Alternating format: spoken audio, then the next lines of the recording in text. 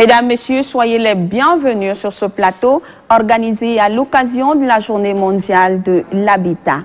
Célébrée chaque premier lundi du mois d'octobre, la Journée mondiale de l'habitat a été instaurée en 1985 par les Nations Unies. Ceci dans l'objectif d'informer le monde sur les enjeux urbains et de créer un cadre d'échange particulier afin de promouvoir un développement urbain durable. Pour en parler plus amplement, nous recevons sur ce plateau 4 invités de marque. Nous avons M. Totino Merlin, architecte, expert en politique d'habitat. Nous avons également M. Youssouf Farad Mabrou, conseiller du ministre chargé de l'habitat et de l'urbanisme. Nous avons Mme Fatime Mahamat Garfa, architecte et directrice du cabinet Archiplus. Enfin, nous avons M. Gedlingar Nestor, directeur financier de la Société de promotion financière et immobilière Soprifim. Bienvenue à tous, mesdames et messieurs. Merci, madame. La première question est celle de savoir pourquoi une journée mondiale de l'habitat. Nous allons commencer avec M. Youssouf. Okay, merci, madame. Effectivement, pour commencer, je vais définir d'abord ce qu'est l'habitat pour l'opinion publique. Donc, l'habitat, c'est notre environnement de vie. Donc, je l'ai défini comme ça, c'est comme le milieu géographique avec tous les facteurs physiques dans lesquels on vit. Donc, la journée mondiale de l'habitat, elle est instituée par le système des Nations Unies en 1985, le 17 novembre exactement. Donc, c'est une journée qui permet à chaque pays d'organiser des événements, de discuter des enjeux urbains, mais aussi de faire l'examen de tous les projets réalisés, d'identifier les obstacles, d'évaluer les résultats, mais aussi avec une participation de tous les acteurs concernés pour chercher des solutions en vue d'améliorer les conditions de vie de la population, mais aussi dans un cadre de développement urbain. Donc cette journée se manifeste par l'organisation de plusieurs événements, donc des conférences, de débats tels qu'aujourd'hui, et comme la ministre a annoncé, une série d'activités. Et donc la dernière journée du mois d'octobre, on célèbre la journée mondiale des villes. Donc ce qui fait qu'on appelle le mois d'octobre urbain. Et comme d'habitude, quand on parle des enjeux urbains, on peut parler de plusieurs choses comme l'inondation actuellement ou la gestion des déchets. Mais l'ONU Habitat chaque année choisit un thème sur lequel doit se focaliser les réflexions, les échanges. Et cette année, le thème est, comme vous l'avez dit... Justement, parlant de thème, le thème retenu cette année est « Logement pour tous, un meilleur avenir urbain ». Exactement. Donc, les échanges doivent se focaliser sur le logement pour l'importance du logement dans le cadre de la qualité de vie en milieu urbain. Donc il faut aussi souligner que le droit au logement est un droit reconnu par la Déclaration universelle des droits de l'homme en 1948. Donc c'est un droit absolu, le droit au logement. Voilà, vous disiez le thème retenu cette année pour commémorer cette journée est « Logement pour tous, un meilleur avenir urbain ». Quel bilan du ministère de l'Aménagement du territoire dans ce domaine et particulièrement en matière de l'accès au logement? Merci, madame. Je crois qu'il y a un certain nombre des actions que le ministère de l'Aménagement avait mis en place dans le cadre de logement, mais qui est, entre autres, la création de la société de promotion immobilière et foncière. Il y a également la mise en place de la BHE. Ce sont des actions que le ministère a mis en place pour pallier aux problèmes de logement en ce moment. Je vais venir encore avec M. Youssouf. Effectivement, oui, merci madame. Donc quel bilan vous nous posez? C'est une très bonne question. Il faut se dire, le logement, c'est un produit, donc c'est un local d'usage d'habitation. Et c'est très important pour la vie de chaque citoyen. Donc c'est pourquoi le ministère, dans ce domaine, il a élaboré en 1999 une stratégie nationale de logement. Donc cette stratégie nationale de logement, elle découle aussi des orientations de la stratégie mondiale de l'habitat qui a été validée en 1988 par une grande conférence internationale des Nations Unies. Donc cette SNL, elle est conçue effectivement pour améliorer le cadre du secteur de l'habitat au Tchad et du logement. C'est pourquoi à l'intérieur de cette stratégie nationale de logement, il y a des outils et des instruments qui ont été programmés pour mettre en place et faciliter tous ces secteurs-là. Donc il y a la société de promotion foncière immobilière qui est la SOPROFIM, mais aussi il y a la Banque de l'habitat du Tchad, mais aussi d'autres outils réglementaires et juridiques, notamment les lois sur l'habitat, les lois sur l'urbanisme, mais aussi les lois sur le financement de l'habitat. Donc il faut dire que la stratégie nationale de logement, les objectifs retenus sont des objectifs qui sont aussi validés par le Tchad à travers la dernière réunion de la conférence des Nations Unies sur les établissements humains qui était d'abord en 1996 à Istanbul, je crois.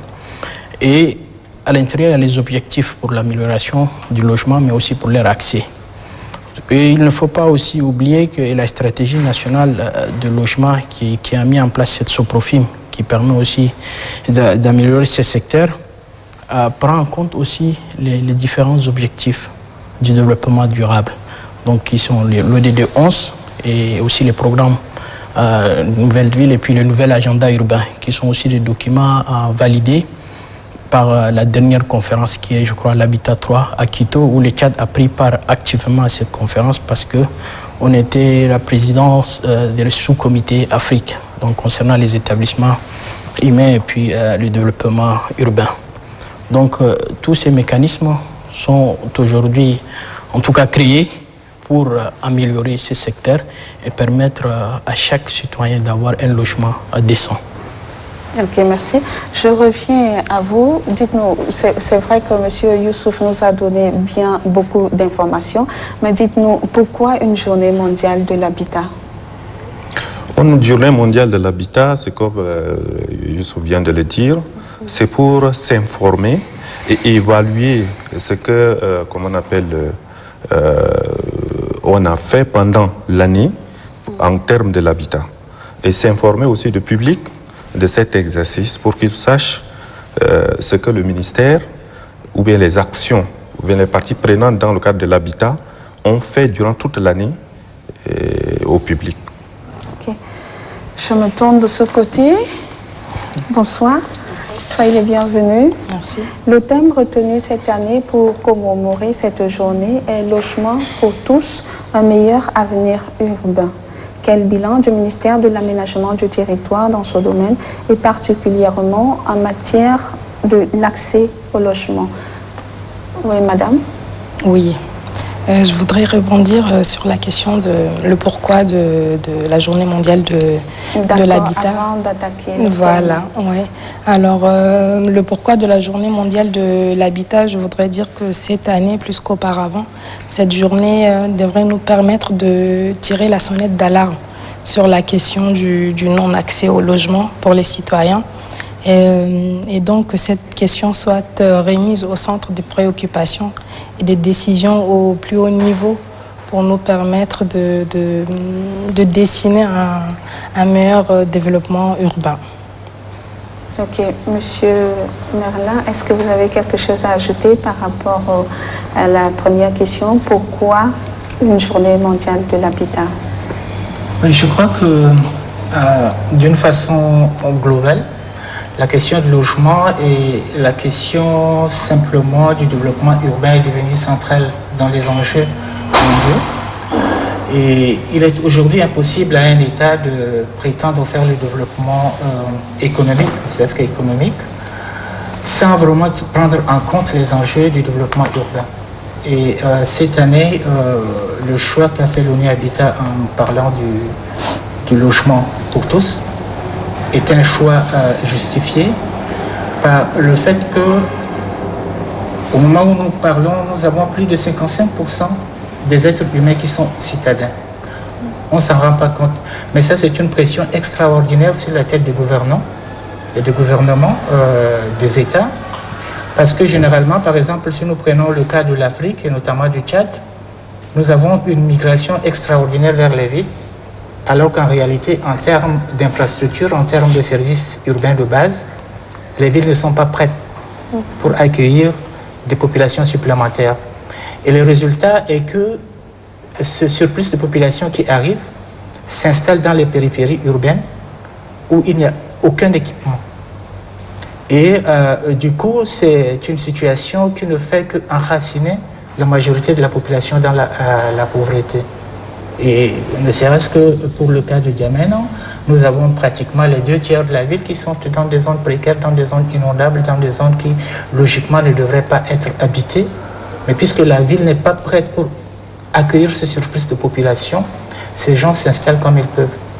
Et donc, c'est dans le souci d'attirer l'attention des gouvernants par rapport à l'expansion urbaine qui est exponentielle aujourd'hui, de simplement leur dire attention, la question de l'habitat, c'est pas simplement la question de logement, mais c'est une question d'abord de droit, comme l'a dit le conseiller, mais aussi une question de dignité humaine.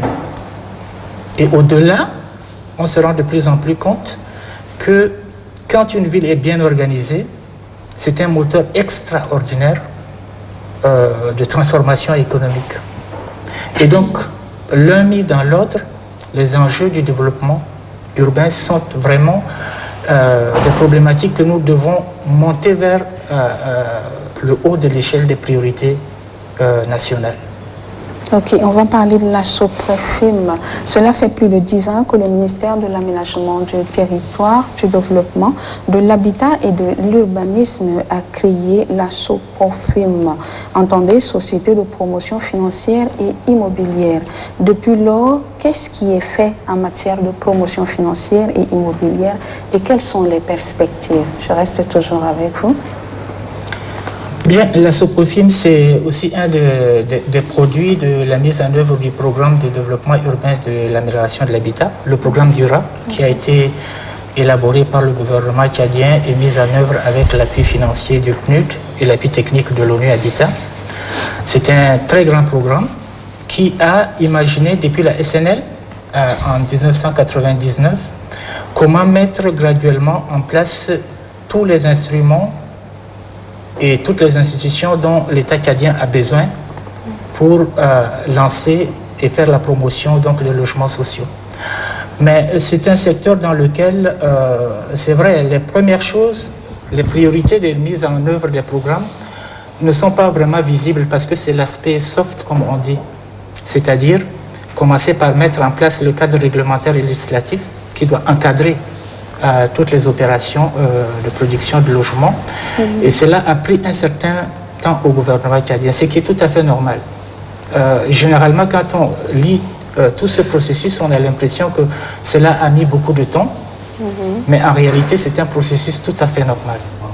Parce que jusqu'aux années 90-2000, le Tchad, par rapport au développement urbain, était encore sur des textes de loi datant de 1957. 67-57, oui. Et alors, quand le programme DURA, à travers la SNL, est arrivé, on s'est rendu compte que la première chose à faire, c'est d'abord de mettre en place tout ce cadre réglementaire législatif. C'est de là que sont sorties les lois fondamentales qui ont été promulguées par le président de la République dans les années 2010. Et quand on sortait les lois, il fallait également réfléchir aux institutions d'appui du secteur. C'est comme ça que la SOPREFIM a été créée. Ensuite, la Banque de l'Habitat. Toutes ces deux institutions sortent donc du programme DURA, qui est une émanation de la SNL. Concrètement, qu'est-ce que la SOPREFIM a eu à faire? Voilà. Au jour d'aujourd'hui, c'est comme je vous le disais, c'est un long processus. Au jour d'aujourd'hui, la SOPREFIM est installée. Elle a commencé à gérer d'abord le projet de la patte d'oie dont vous allez parler plus tard.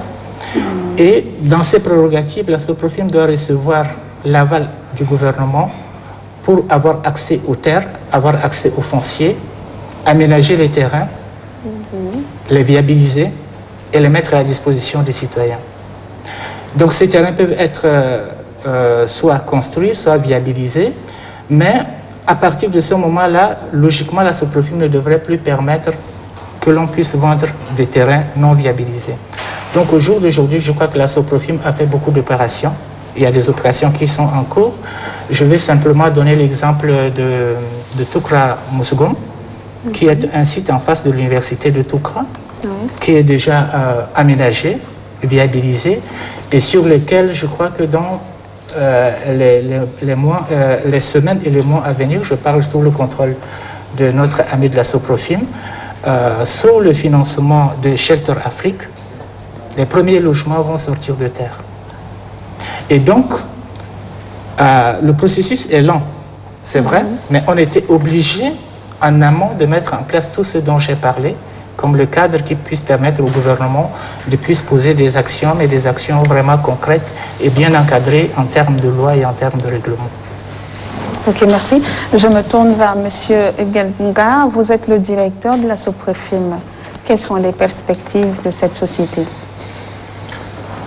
Et, parlant de perspectives, si je peux revenir un peu en arrière pour appuyer ce que M. nous a dit dans le cadre de nos réalisations.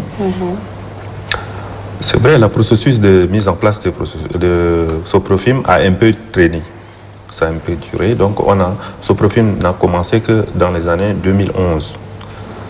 2011 qu'on a commencé effectivement les activités. Et je voudrais vous mettre un peu dans le détail. On a commencé par la viabilisation de la CIA, le terrain qui abrite maintenant la CIA. On a commencé également par la construction de par la viabilisation de là où on a mis la cité internationale. Il donne un peu les définitions pour que ça soit un peu clair.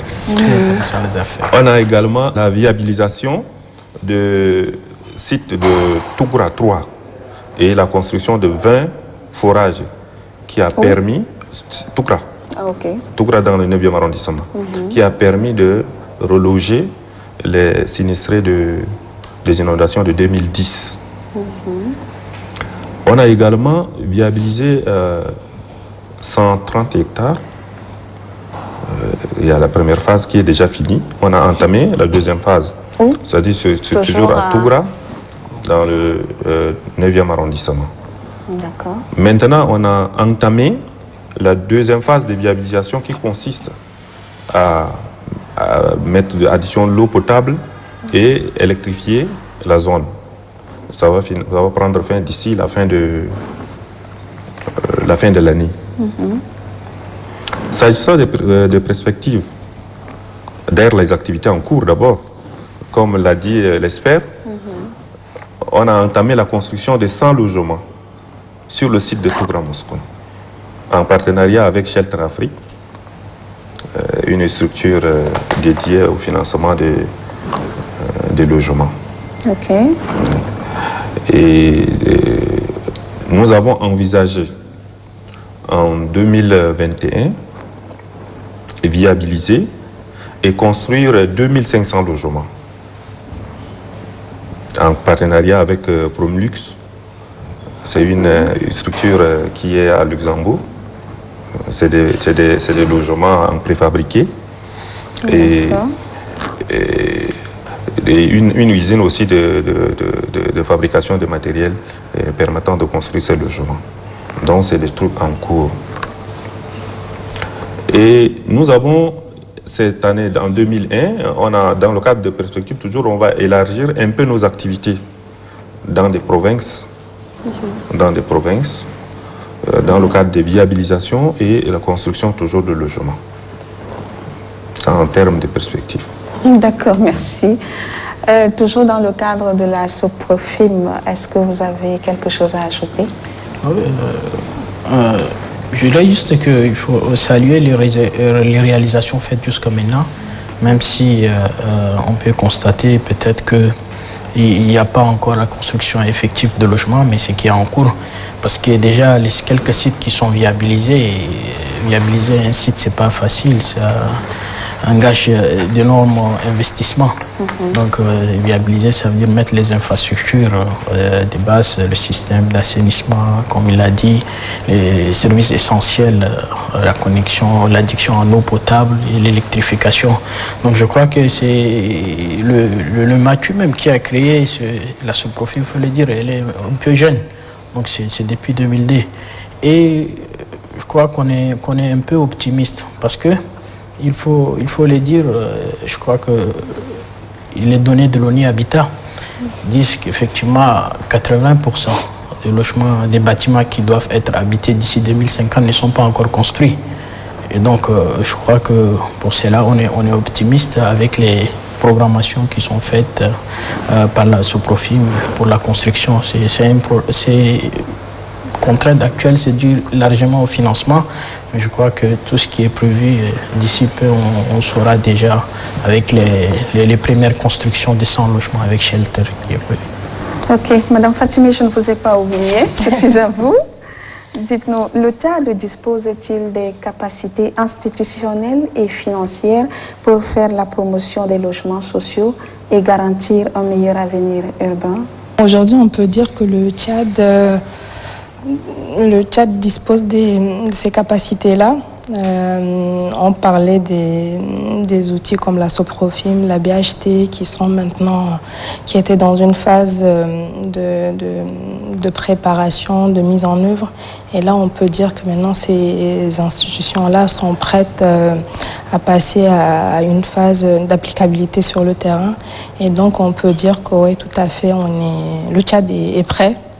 C'est vrai que la phase, comme viennent de rappeler mes collègues, la phase de viabilisation, de préparation est un peu lente, mais c'est aussi une grande partie qui va permettre pour que la suite puisse aller un peu plus vite. Et donc là, oui, avec la question de l'accès au financement, il y a la BHT maintenant qui est en train de commencer les activités. Et puis la SOPROFIM qui est en train de partir à une phase un peu plus concrète de la mise en place de ces activités. Donc on pense que oui, le Tchad est prêt à gérer cette question de l'accès au logement. Je vais m'adresser à vous. Est-ce que vous partagez l'avis de Madame? Le Tchad dispose-t-il des moyens institutionnels et financiers pour faire la promotion des logements sociaux et garantir un meilleur avenir urbain? Non seulement je le partage, mais je veux le renforcer. Parce que la première des choses, c'est la volonté politique. Et cette volonté politique existe. Simplement du fait que quand le projet et le programme Dura avaient commencé, c'était vraiment une décision des hautes autorités du pays de mettre les ressources pétrolières dans ce travail-là. Et je sais très bien que c'était de grosses enveloppes qui avaient été injectées là-dedans. Et comme nous le disions, il y a un grand travail qui a déjà été fait. Je crois que c'est le plus grand pas qui a été fait, mais c'est un pas qui n'est pas visible parce que c'est l'aspect des textes et tout, et les citoyens lambda, ils ne voient pas ça. Ce que les citoyens lambda attendent, c'est un logement qui peut toucher, dont ils peuvent jouir. Mais en réalité, le travail qui a déjà été fait en amont représente pratiquement jusqu'à 60-75% du chemin. Aujourd'hui, ce qui reste, c'est vraiment d'utiliser ces outils institutionnels et financiers pour aller à l'opérationnel, descendre sur le terrain. Et je crois que les travaux que la SOPROFIM est en train d'engager constituent déjà un premier pas sur l'opérationnel. Et la volonté politique aidant, je crois que quand ça va démarrer, ça va y aller. Et à ce niveau-là, je suis convaincu que le Tchad est assez bien outillé. Et d'ailleurs, dans le slogan du dernier PND 17-21, la question du logement est centrale. Il est clairement dit dans l'axe 4 qu'il fallait prendre nécessairement des dispositions pour que chaque Tchadien ait accès à un logement décent. Et si ça c'est écrit noir sur blanc dans le PND qui est une émanation de la vision 2030, je crois qu'on ne devrait pas vraiment s'inquiéter. C'est vrai, je reviens encore une fois de plus, c'est un long processus, mais il faut le dire très clairement, des grands pas ont déjà été réalisés et nous disposons des outils qui sont en place. Il suffit simplement peut-être que le gouvernement booste encore un peu ces institutions pour que la machine se mette en marche. Ok, je me retourne une fois de plus vers vous. Nous parlons des capacités institutionnelles et financières dont dispose le Tchad pour garantir un logement décent à la population? Oui, bien, comme disait tout à l'heure M. Merlet, c'est que tout dépend de la volonté politique. Et cette volonté y est. Ok. Les hautes autorités du pays, c'était dans les années avant la crise, s'activent à travers même les structures que l'on a mis déjà en place, comme la BHT et Soprofim, pour y arriver. Malheureusement, comme je venais de le dire, Soprofim a commencé qu'en 2011. Et la BHT vient à peine de commencer. Et c'est la crise, c'est tout devant la crise maintenant qu'on a traversé. En 2014, la crise a commencé. Donc à freiner tout cela. Mais sinon, tout dépend de la volonté politique. Et la volonté y est, je crois qu'on va en arriver un jour. La volonté y est. D'accord, monsieur. Je reviens à vous pour cette question.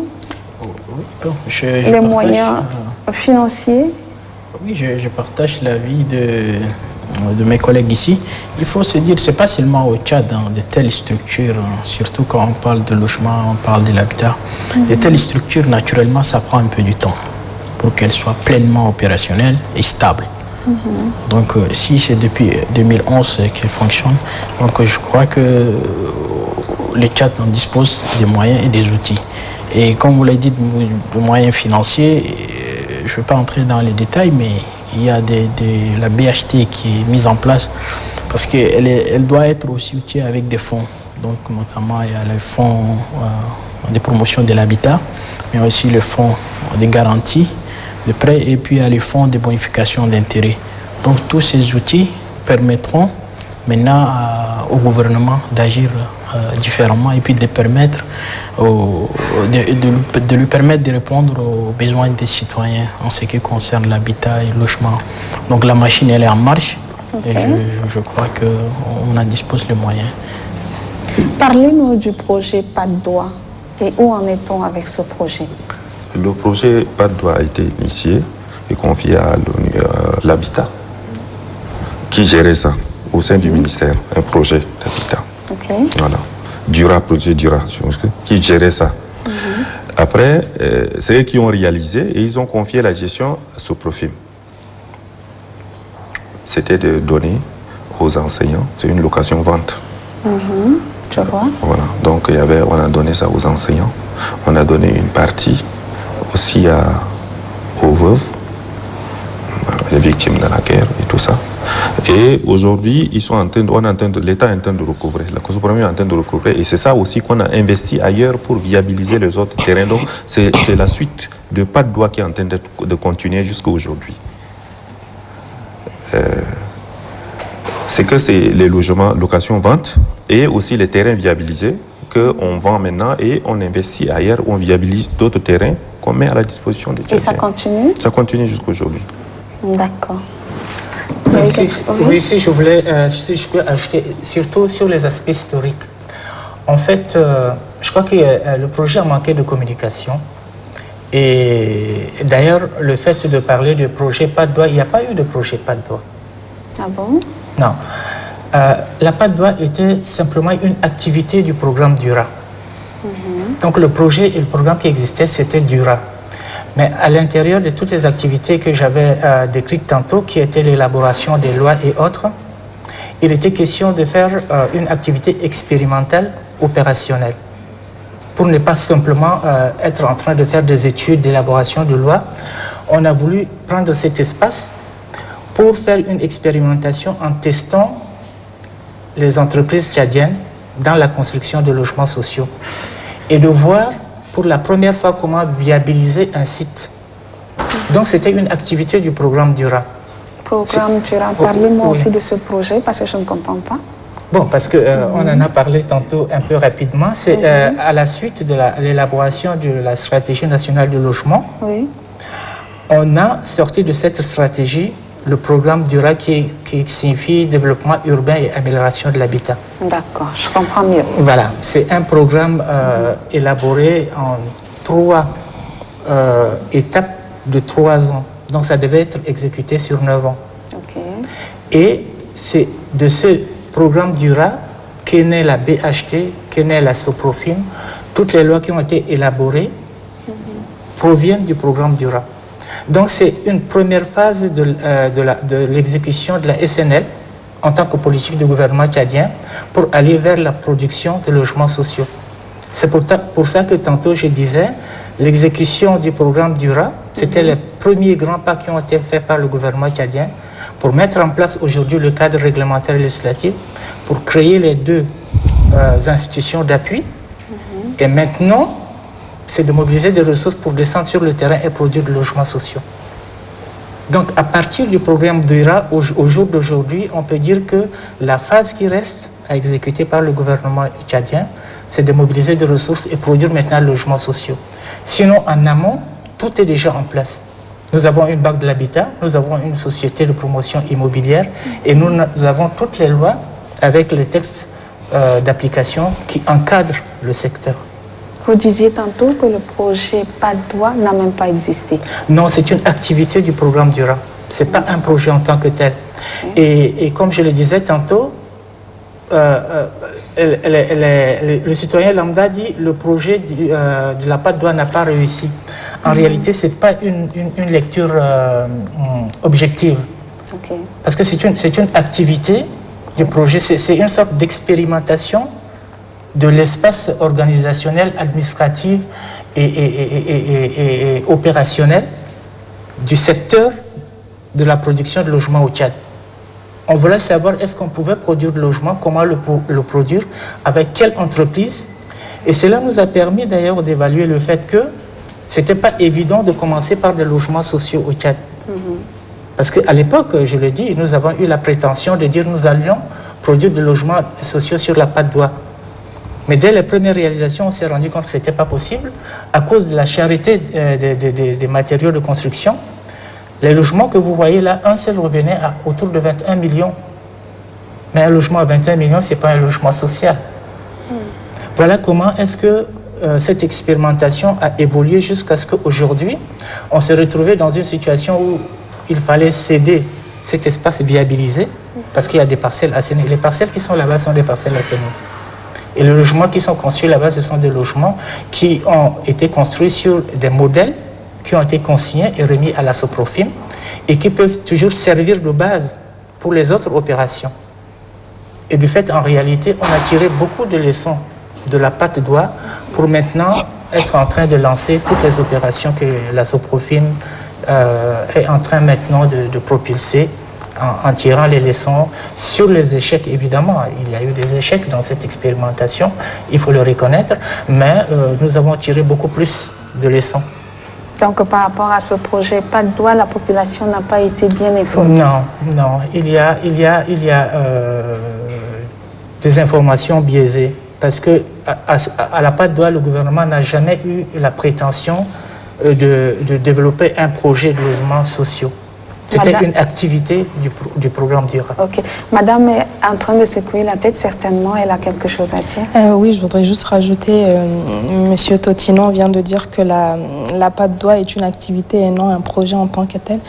Je voudrais juste rajouter en disant que malgré elle, la PADOA a été quand même un projet pilote, un projet expérimental qui est en train de permettre, comme il vient de le dire, de tirer des leçons afin de poser des bases et de passer à la mise en œuvre des futurs logements que la SOPROFIM aura à produire. Et donc ça permet de voir, de tirer les échecs, pas que les échecs, d'en tirer des leçons pour pouvoir maintenant ajuster la réalisation des futurs projets, programmes de logements sociaux au Tchad. Ok, merci madame. Je reste avec vous pour parler de l'ONU Habitat. L'ONU Habitat envisage de financer des projets de logements sociaux. Le projet est-il d'actualité? Oui, et je vais passer la parole. Je vais prendre votre rôle, excusez-moi. Je vais passer la parole à Alex, voilà, qui pourra nous éclairer tous ensemble. Merci. En fait, l'ONU Habitat est disposé à accompagner le gouvernement dans sa politique de production de logements sociaux. Comme vous le savez, les agences des Nations Unies viennent dans le pays pour appuyer le gouvernement dans leur propre politique. Ils ne viennent pas avec des projets dans leur mallette pour l'imposer au gouvernement ou quoi. Et dans cette perspective-là, en ce moment, l'ONU Habitat a toujours un mémorandum d'accord de coopération avec le gouvernement tchadien pour l'accompagner donc dans cette politique-là. Et comme je l'ai dit, depuis le projet du roi, depuis même la SNL en 1999, c'est l'ONU Habitat qui, en tant qu'agence des Nations Unies, accompagne le gouvernement, y compris dans l'élaboration de politiques, dans la mise en place de la SOPROFIM, dans la mise en place de la BHT et tout ça. Donc, en fait, l'engagement de l'ONU Habitat auprès du gouvernement tchadien, c'est pas exclusivement pour les logements sociaux, c'est pour tout ce qui est développement urbain. Et cet accompagnement-là va se poursuivre au travers de l'accord de coopération, et donc c'est toujours d'actualité. Et ces accords de coopération sont toujours signés pour une durée de 5 ans, et après c'est constamment renouvelé. Et je crois que le Tchad est très engagé dans les activités de l'ONU Habitat, y compris dans le bureau exécutif et tout. Donc je crois que c'est une coopération qui va perdurer. Maintenant, c'est au gouvernement tchadien de prendre toutes les dispositions pour en tirer le maximum de profit possible. Ok.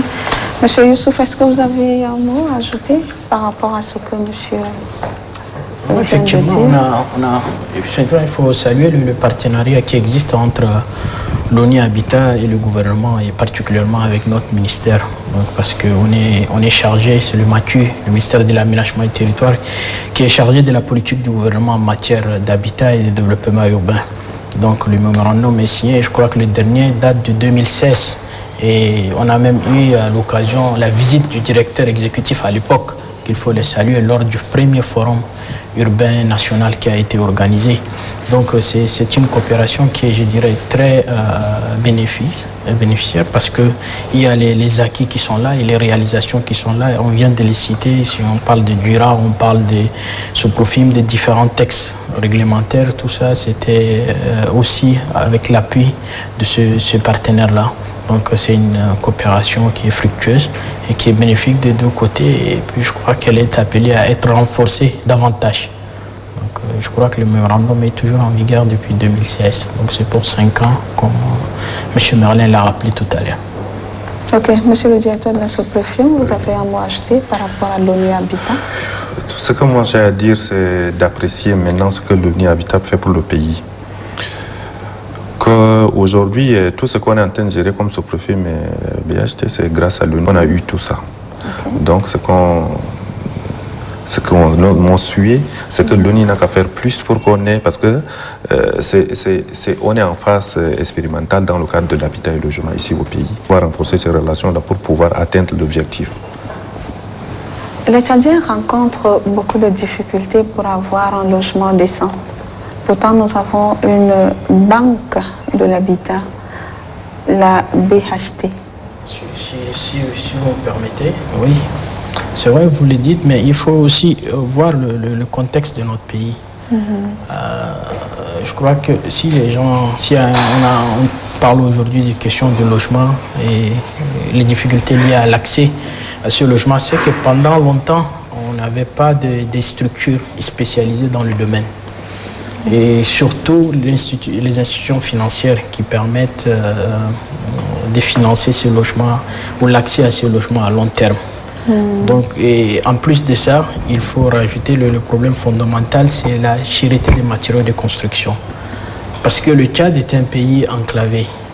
Et pour importer la plupart des matériaux de construction, mis à part le sable, le gravier, puis le ciment de Baoré, tous les matériaux sont importés.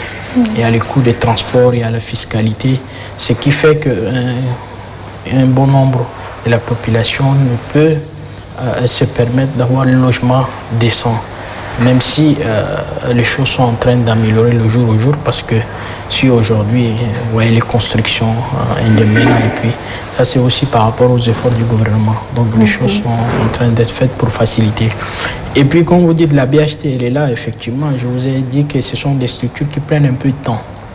Donc effectivement, elle a en son sein des outils, donc les fonds de garantie qui qui est le principal, un des obstacles, parce que les gens ne peuvent pas aller vers les banques commerciales. Les conditions ne sont pas les mêmes qu'une condition d'une banque spécialisée dans le domaine de l'habitat. Donc les fonds qui sont prévus, toute la politique, tous les outils, les instruments qui doivent permettre à la banque d'être pleinement opérationnelle, je crois qu'ils sont en train je crois que la machine est en marche, comme on l'a dit, et le ministère aussi a beaucoup de projets dans ce sens, pour surtout en termes de matériaux, en termes de facilitation de l'accès à ce logement, et puis, comme on a dit, la mise à disposition parce que c'est tout un processus pour avoir le logement maintenant. Donc il faut d'abord avoir la terre, il faut avoir la capacité de financement, il faut avoir un travail stable, un revenu qui te permet d'accéder au financement, même si c'est par une banque privée. Donc je crois que le domaine des logements, il est maintenant au cœur de notre politique, de la politique en tout cas du gouvernement. Est-ce que la BHT facilite vraiment l'accès au logement? Merci. La BHT est créée justement pour faciliter le logement. Et comme on avait dit au début, que la mise en œuvre de c'est-à-dire la BHT et Soprofim, est toujours, c'est un processus assez long. C'est-à-dire, il faut les textes. La BHT vient d'être opérationnelle. Pas encore longtemps, même pas 5 ans. Et pour qu'une institution financière de telle donne un crédit de l'habitat, le crédit de l'habitat normal, il faut que ça dépasse au moins 20 ans ou 15 ans, en fonction du revenu d'un Tchadien moyen. Ce n'est pas, il faut au moins 20 ans. Et il n'y a que la BHT seule qui peut faire, pas les banques commerciaux. Les banques commerciaux ne peuvent pas donner de crédit au-delà de cette période de crédit à long terme, et ils ne le donnent pas. Il n'y a que la BHT. Et la BHT vient d'être opérationnelle avec les textes. Il y a certains textes qui ne sont pas encore, dit le conseiller, qui ne sont pas encore finalisés. Donc ils ne peuvent pas assurer la garantie vraiment de ces lots-là. Mais on est en train d'arriver. Ok, oui. D'accord. Je me tourne vers M. Merlin. La BHT vient seulement d'être opérationnelle. Alors, vers qui doivent se tourner les Tchadiens pour avoir un logement décent? La question de logement décent au Tchad, je crois que elle doit s'arrimer au programme du gouvernement par rapport à sa vision 2030, qui bien sûr n'est pas une perspective très lointaine, mais le plus important, comme on l'a dit, c'est que la volonté politique existe et des outils qui permettent de lancer le processus sont en place. La BHT, la Soprofim, on doit admettre que c'est comme des petits enfants qui viennent de naître, qui vont apprendre à marcher et qui un jour... Et donc il va falloir du temps. Il va falloir un peu du temps, mais garder espoir. D'accord. Donc la BHT ne produit pas encore de logements sociaux, mais la BHT finira par produire des logements sociaux avec l'appui de la Soprofim. Parce que tel qu'on l'a conçu, la BHT et la Soprofim sont des frères jumeaux en fait. La BHT doit pouvoir financer la production de logements sociaux, mais c'est la Soprofim qui va produire ces logements-là. Donc normalement, ils sont dans le même cercle vertueux, c'est-à-dire que la BHT va mobiliser les ressources, passer la main au niveau opérationnel à la Soprofim, et quand la Soprofim produira et vendra ou mettra en location, on va estimer que les clients de la Soprofim reviendront à la BHT pour lui permettre de continuer le travail. C'est un peu comme ça qu'on a imaginé tout ça. Mais je crois que tous les Tchadiens doivent prendre leur mal en patience, même si ce n'est pas évident, parce que pendant que le gouvernement s'organise et que ces institutions se mettent en place, du côté des citoyens, le problème il est déjà là. Nous avons beaucoup de Tchadiens qui sont très mal logés, pour ne pas dire la totalité des Tchadiens sont mal logés, parce que si on revient à la définition de logement décent, je crois qu'il n'y a personne qui est décemment logé encore. Parce que la question de logement, c'est pas seulement 4 murs, une toiture et puis une porte. C'est tout l'environnement. Tout à fait. L'environnement économique, l'environnement social, l'environnement, je dirais même culturel. Et ça, pour le moment, je crois que nous n'y sommes pas encore. Mais graduellement, progressivement, en avançant donc dans la mise en œuvre de la politique du gouvernement, je crois que beaucoup de choses vont être corrigées. Okay. Et d'une façon globale également, il ne faut pas seulement attendre la filière formelle de production de logements. Parce que quand on parle de logement dans tous nos discours ici, on ne pense que un jour, la Soprofim et la BHT vont commencer à produire des logements neufs pour donner aux Tchadiens. Il y a un autre travail qui peut être fait parallèlement, c'est-à-dire déjà l'amélioration du parc immobilier qui existe. On a beaucoup de quartiers qui sont mal lotis. On peut imaginer qu'un programme d'amélioration de ces logements-là peut aussi démarrer avec, sous l'impulsion du gouvernement pour permettre déjà à ceux qui habitent chez eux, qu'ils ont construit leur propre logement, leur donner les moyens de mieux habiter, en apportant l'eau, l'électricité, l'assainissement, en aidant à renforcer un peu l'environnement pour que l'environnement soit décent. Parce que ça aussi, c'est la promotion du logement décent. C'est pas seulement construire de nouveaux logements tout neufs, mais c'est aussi améliorer ce qui existe déjà et qui a été produit par autoconstruction par les populations elles-mêmes. D'accord. La volonté politique y est, donc on va patienter. Madame, vous êtes d'accord? Oui, tout à fait. Comme on vient de le dire, la BHT est en phase d'opérationnalisation. On vient de dresser le bilan des 10 ans de la Soprofim. Et je nous souhaite de nous retrouver, de leur laisser un petit temps et de nous retrouver peut-être dans 10 ans encore. Si Dieu nous garde, bien sûr. Et je reste optimiste, mais peut-être qu'on aura à parler de plus de 100 000 logements, pourquoi pas. Donc on leur laisse le temps de l'action maintenant. Donc on va patienter. Un tout petit peu. Oui. Ce que Merlin, Michel l'a dit, le fait de dire il n'y a pas de gens qui ont le logement décent, je crois que c'est un peu trop. Il y a quand même, il faut saluer aussi les efforts qui sont mis en place et on vient de parler de tous les instruments et tout. Donc c'est vrai, c'est juste que c'est les conditions financières, les conditions économiques qui font en sorte que la politique de logement ici n'est pas peut-être très visible parce que vous voyez, on parle d'un logement, il faut voir à peu près, selon les architectes, pour qu'un logement décent, il faut au moins 1 mètre carré dans les 300 000 francs, je crois, CFA. Et ça, c'est peut-être, il faut voir les revenus, et puis en fonction des gens et des revenus des gens, comment ils peuvent avoir un tel logement. Mais dire qu'il n'y a pas beaucoup de gens qui n'ont pas un logement décent, je trouve que c'est ne pas voir la réalité. C'est une boutade. Pourquoi? Parce que la définition de logement décent, c'est pas seulement en termes de matériaux durables. Il y a à peu près 7 ou 8 critères. Donc, par exemple, la sécurité d'occupation. Comme vous savez, au Tchad, tout le sol, toute la ressource foncière, qu'elle soit occupée ou pas, appartient d'abord à l'État. Ensuite, à travers certaines procédures, l'État cède. Or, quand vous venez par exemple dans la ville de Djamena, vous avez à peine 6 000 titres fonciers. C'est-à-dire que quand tu n'as pas le titre foncier, tu ne jouis pas encore de ta parcelle. Et si tu fais ce bilan-là, il y a déjà ce critère qui saute. C'est-à-dire la sécurité d'occupation n'est pas vraiment garantie.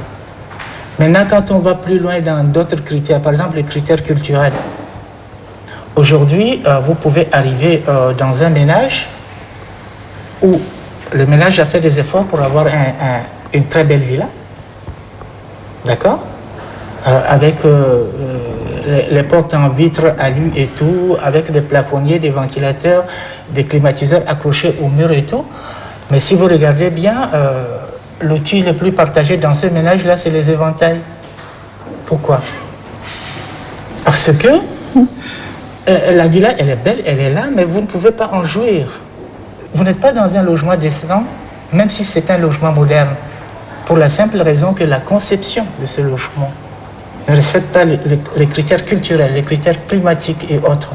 Mais ça, c'est le travail des professionnels. J'interpelle ma consoeur ici, Fatima.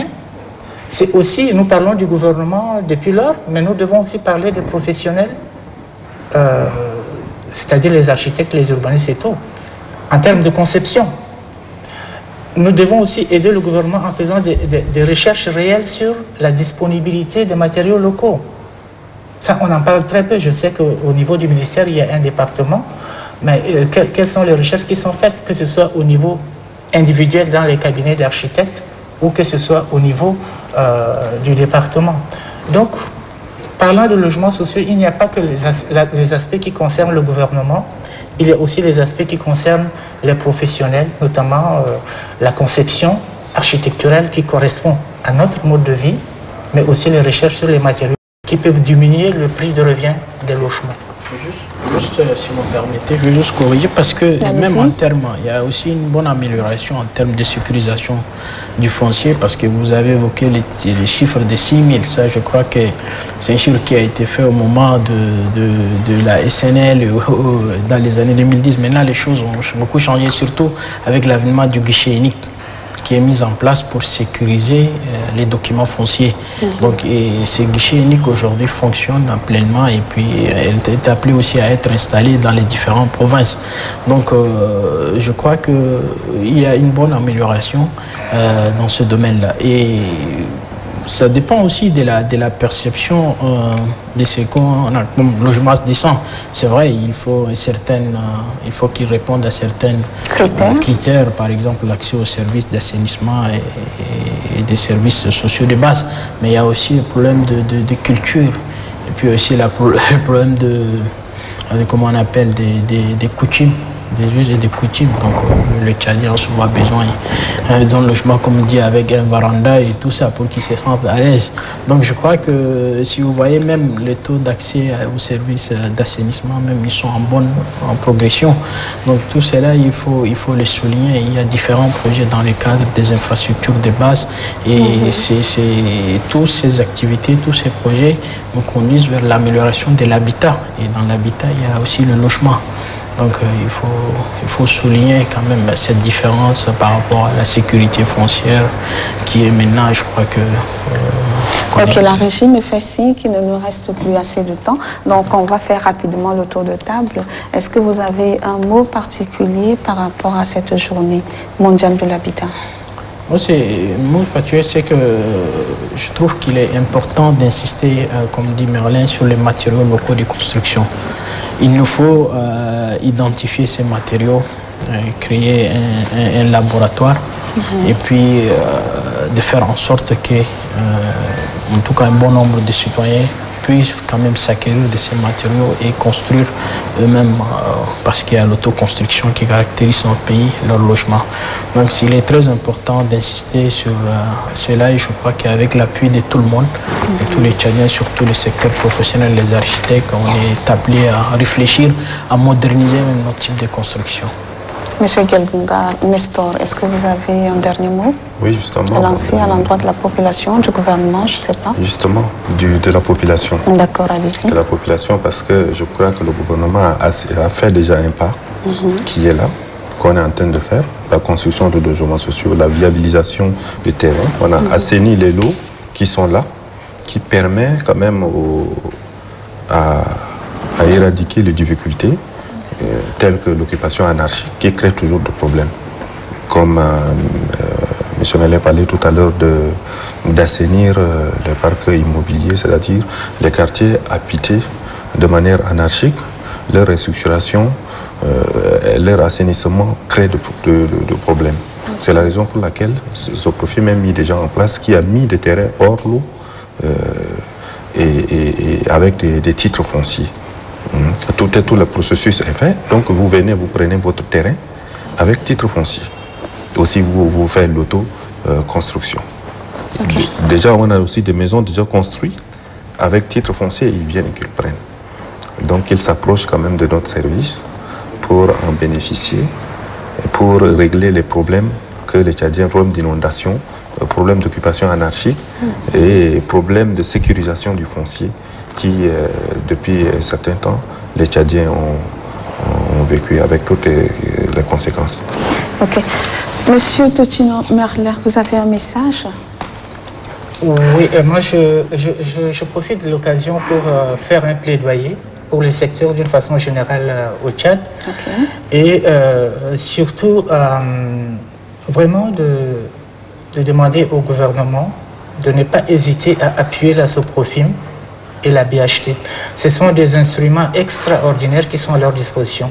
Et ces instruments-là ne sont pas seulement à leur disposition pour le secteur du développement urbain, mais ce sont des instruments qui sont, s'ils sont très bien utilisés, peuvent booster même l'économie d'une façon générale.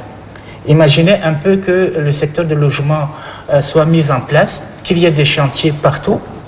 C'est sûr que ça va booster l'économie parce que, comme on dit, quand le bâtiment va, tout va. Et donc, il ne faut vraiment pas hésiter. Il faut tout faire pour que les 4 décrets qui concernent les fonds soient vraiment sortent et qu'ils soient vraiment mis en vigueur. Et faire en sorte également que la question du développement urbain remonte un peu dans l'échelle de priorité du gouvernement. Parce que pour le moment, ce n'est pas tellement l'impression qu'on a, alors que la question du logement, elle est vraiment centrale si on veut aller vers l'émergence, vers la vision 2030 du président de la République. Merci, monsieur. Madame Fatima, vous avez... je terminerai aussi dans une démarche de plaidoyer. Les vecteurs de l'habitat, de l'aménagement du territoire et de l'urbanisme doivent être des priorités qui doivent être remises au centre des préoccupations gouvernementales et on aimerait quand même au sortir de cette table ronde que nos cris d'appel soient entendus au plus haut niveau et qu'il y ait une réelle politique d'accompagnement pour permettre à ces institutions qui sont quasiment prêtes de pouvoir passer à d'autres étapes. Merci à vous d'être passé sur ce plateau. Merci à vous. Voilà, mesdames et messieurs, c'est ici que se referme ce plateau consacré à la journée mondiale de l'habitat, dont le thème est logement pour tous, un meilleur avenir urbain. Je rappelle qu'était sur ce plateau M. Totino Merlin, architecte, expert en politique d'habitation. Nous avons reçu également M. Youssouf Farhat Mabrouk, conseiller du ministre chargé de l'habitat et de l'urbanisme. Nous avons reçu Mme Fatime Mahamat Gafa, architecte et directrice du cabinet Archiplus. Et enfin, M. Gedlingar Nestor, directeur financier de la Société de promotion financière et immobilière Soprefim. Merci, restez des nôtres sur Téléta, de nos programmes continus.